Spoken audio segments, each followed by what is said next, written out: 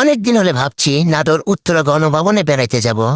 Finally আজ এসে গেলাম আর বাচ্চাদের সাথে অনেক মজার মজার ভিডিও বানালাম। সালামু আলাইকুম গাইস।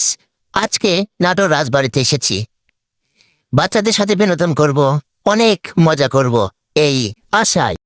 এখন দেখা যাক আমাদের বিনোদন কেমন করতে পারি। অনেক দিনের আশা ছিল নাটোর উত্তরা গণভবনে বেড়াইতে আসবো, সেখানে অনেক মজা করব। তাই আজ ফাইনালি এসে গেলাম। এসেই গেটে ঢুকতেই অনেকেই আমাকে হাই বলছিল, আমিও তাদেরকে হাই বললাম, বলে ভিতরে চলে গেলাম। গিয়েই মনে হচ্ছিল যে একটু পিছন থেকে গেটের ডিজাইনটা দেখে নিই, দেখে খুব ভালো লাগছিল। তাই মনে ভাবলাম, একটু ভাব এলো, মনে হলো যে একটা সেলফি নেই। তাই একটা সেলফি তুলতে বললাম এবং সে গেট সহ আমাকে ভিডিও করে ফেললো। পোশাক পরেছি বলেই কি ভিতরে ভাব থাকবে না? তাই কি হয়? ভিতরে যেতেই অনেকগুলো বাচ্চা দৌড়ে আসলো।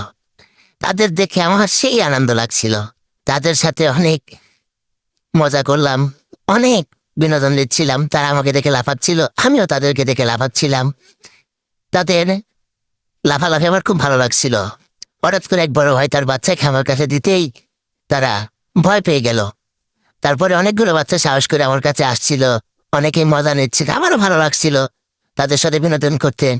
তারা বলছিল আমার সেলফি নেন, আমার ছবি নেন, আমাকে একটু জড়িয়ে ধরেন। তার যদি জড়িয়ে ধরলাম, তাদের সাথে অনেক আনন্দ করলাম। এক বাচ্চাকে আমার কাছে এনে দিচ্ছে, সে ভয় পাচ্ছিল। এক ভাই আমার ছবি তুলছিল। তারপরে আমাকে দেওয়ার জন্য আরেকটি বাচ্চা কাছে গিয়ে আসছিল। সবকিছু মিলে আমার ভালোই লাগছিল। আমি লাফালাফি পারছিলাম, তারা দেখছিল, দেখে তারা হাসছিল, আমারও মজা লাগছিল। তারা খুবই ভালো বিনোদন দিয়েছে। আমি হয়তো বা তাদেরকে বিনোদন দিতে পারছি কিনা জানি না, তবে তারা আমাকে খুব আনন্দ বিনোদন দিয়েছে। অনেকগুলো বাচ্চা আমার লাফালাফি দেখে তারা আমার মতো করে লাফাচ্ছিল। আমি তাদের সামনে লাফায় লাফায় যাচ্ছিলাম। তারা অনেক মজা পাচ্ছিল। তাদের লাফানো দেখে আমারও ভালো লাগছিল। তাই আমি তাদের সাথে মজা করলাম, তাদেরকে বিনোদন দিলাম। বাচ্চারা আমাকে দেখে অনেক বিনোদন করলো।